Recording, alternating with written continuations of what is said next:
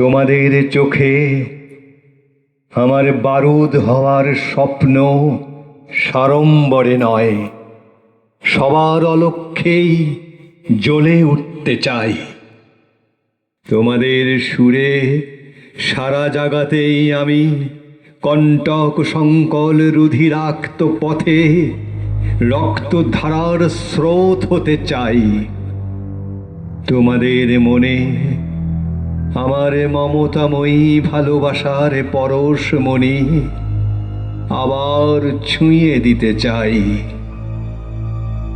কিন্তু পারি না তোমায় নিয়ে বাণিজ্যে যেতে, পারি না লক্ষ্মীর ঘট ভরিয়ে সুখ আনতে।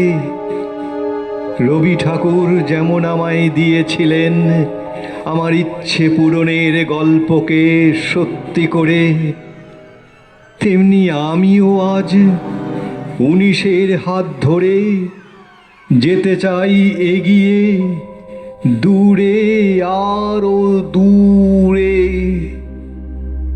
শোনো শহীদ ভাই, তোমাদের কথা ভেবেই যে বারে বারে স্বাক্ষর রেখে যাই।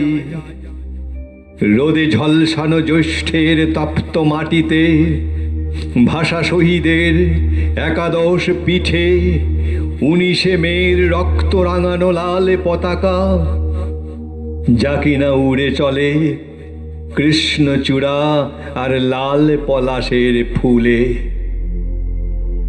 এই 19 এসেছিল মুখের ভাষা দিয়ে যেতে, এই 19 এসেছিল ভাবনার কথা লিখে দিতে, এই 19 এসেছিল তার অস্তিত্বের প্রবল আকুতি নিয়ে।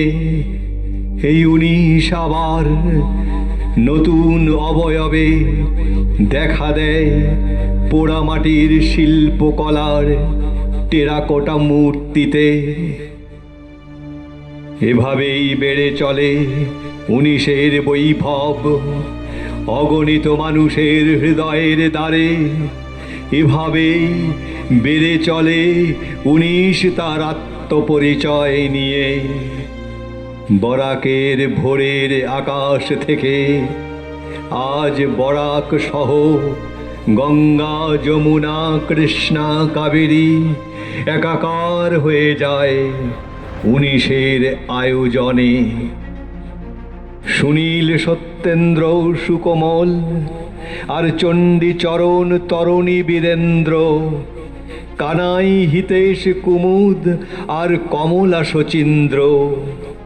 হে বীর একাদশ বরাক জননীর বাংলা ভাষার শহীদ, আগলে রাখি এ ভূমণ্ডল তোমাদেরই ইশারায়।